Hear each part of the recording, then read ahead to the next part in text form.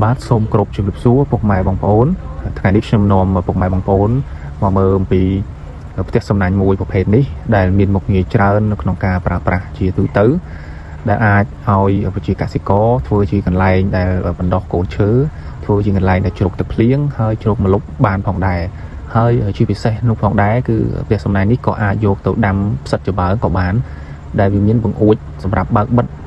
ងាយស្រួលនៅក្នុងការបើកខ្យល់សម្រាប់ផ្សិតច្បើងឬក៏ផ្សិតអំបោះដែរ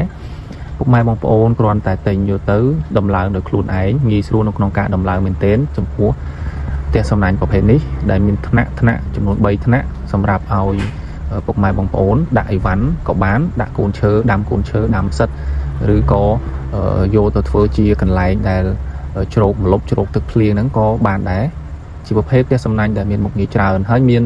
ជាបង្អួចមានជាទ្វារហើយស្រេចដែលងាយស្រួលនៅក្នុងការប្រើប្រាស់មែនទែនចំពោះពុកម៉ែបងប្អូនដែលមានទំហំក៏ដូចជាផ្ទៃដីផ្ទះហ្នឹងគឺទូចអាចទិញយកទៅប្រើប្រាស់សម្រាប់ដាំកូនឈើបានគ្រប់ប្រភេទដែរ